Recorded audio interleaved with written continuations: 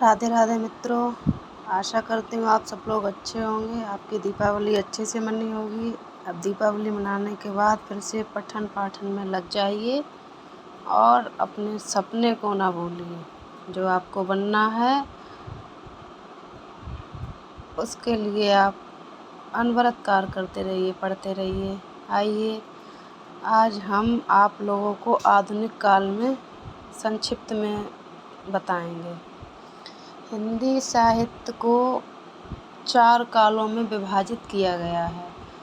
Number पहला आदिकाल, मध्यकाल, रीतकाल और चौथा है आधुनिक काल। तो आप हमारे जो पिछले वीडियो हैं आदिकाल, मध्यकाल, रीतकाल इत्यादि का थोड़ा थोड़ा संक्षिप्त में जानकारी ले सकते हैं पिछले वीडियो में। और आइए आज आपको आधुनिक काल के बारे में पढ़ते हैं हम लोग। आइए, हिंदी साहित्य का चतुर्थ काल कौन सा है? आधुनिक काल।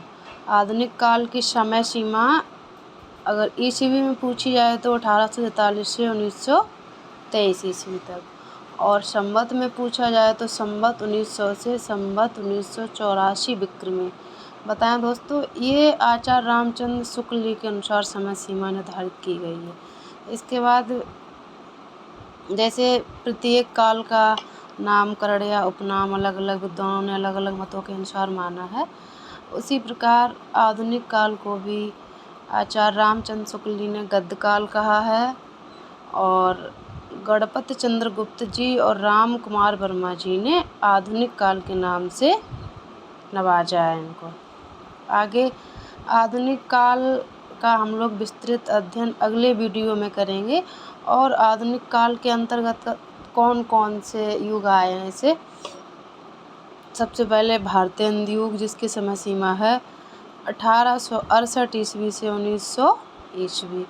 इसको डॉक्टर नगेंद्र ने पुनर्काल नाम से भी नवाजा है। अब छोटे छोटी परीक्षाओं में पूछ लिया जाता है इस यूपी पुलिस कांस्टेबल, पुनर्जागरण काल कौन से युग को कहते हैं? 4 ऑप्शन दे देगा, भारतेंदु, हरिश्चंद्र या फिर महावीर प्रसाद द्विवेदी युग, या कोई सा मतलब द्विवेदी युग या भारतेंदु युग या छायावादी युग। तो आपका सटीक उत्तर होगा भारतेंदु युग को डॉक्टर नगेंद्र के अनुसार पुनर्जागरण काल कहा गया है। अब दूसरा युग आएगा इसमें द्विवेदी युग। द्विवेदी युग आचार्य महावीर प्रसाद द्विवेदी जी के नाम पर पड़ा है द्विवेदी युग नाम, और इसका समय सीमा है 1900 ईस्वी से 1918 ईस्वी। और इसको भी डॉक्टर नगेंद्र आलोचक हैं, आलोचक डॉक्टर नगेंद्र जी ने जागरण सुधार काल कहा है। तीसरा आता है छायावाद युग। दोस्तों, छायावाद के प्रवर्तक छायावाद के प्रवर्तक जयशंकर प्रसाद जी हैं। और अगर रामचंद्र शुक्ल जी के अनुसार पूछा जाए तो छायावाद के प्रवर्तक पंडित मुकुटधर पांडे जी को इन्होंने माना है, शुक्ल जी ने। ठीक। और छायावाद युग की समय सीमा है 1918 ईस्वी से 1936 ईस्वी। इसको डॉक्टर बच्चन सिंह ने स्वच्छंदतावाद काल से भी संबोधित किया है छायावाद युग को। इसके बाद आता है प्रगतिवाद। प्रगतिवाद 1936 ईस्वी से 1943 ईस्वी तक चला। इसके बाद 5th युग आता है प्रयोगवाद युग। इसकी समय सीमा है 1943 ईस्वी से 1953 ईस्वी। इसके प्रवर्तक माने जाते हैं अज्ञेय। दोस्तों, अगर प्रगतिवाद के प्रवर्तक माने जाएं, प्रश्न आ जाए तो आप पंत को टिक करेंगे। ठीक। इनके जयशंकर प्रसाद, इनके आचार्य महावीर प्रसाद द्विवेदी के नाम से द्विवेदी युग पड़ा है, इनके भारतेंदु, हरिश्चंद्र। और प्रयोगवाद के प्रवर्तक अज्ञेय। अज्ञेय का पूरा नाम क्या था? सच्चिदानंद हीरानंद वात्स्यायन अज्ञेय।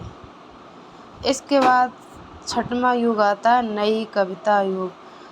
इसमें एक नई कविता पत्रिका थी, उसका संपादन 1954 ईस्वी में हुआ था। उसी पत्रिका के संपादन वर्ष को ही नई कविता युग का समय मान लिया गया है। अब आइए आपको आगे थोड़ी सी जानकारी देते हैं। ऐसे प्रश्न आ जाता है राजा द्वय राजा द्वय में कौन कौन से 2 लेखक आते हैं? राजा शिव प्रसाद सितारे हिंद, राजा लक्ष्मण सिंह। इन्होंने आधुनिक काल को बड़ा अच्छे से समझाया है। इन्होंने खड़ी भाषा के प्रयोग के लिए बहुत प्रयास किया, आगे वीडियो में बताएंगे आपको। और ये राजा लक्ष्मण सिंह, इनका भी काफ़ी योगदान रहा हमारी हिंदी भाषा में। आधुनिक काल में इनके काफ़ी लेख भी मिलते हैं, हम आपको आगे वीडियो में बताते हैं। आइए दोस्तों, आपको मेरे साथ पढ़ के कैसा लगा? Thank you. पढ़ते रहिए, मस्त रहिए, व्यस्त रहिए, स्वस्थ रहिए। Bye bye. ऐसे ही थोड़ा थोड़ा करके हम लोग बहुत सारा पढ़ लेंगे। राधे राधे।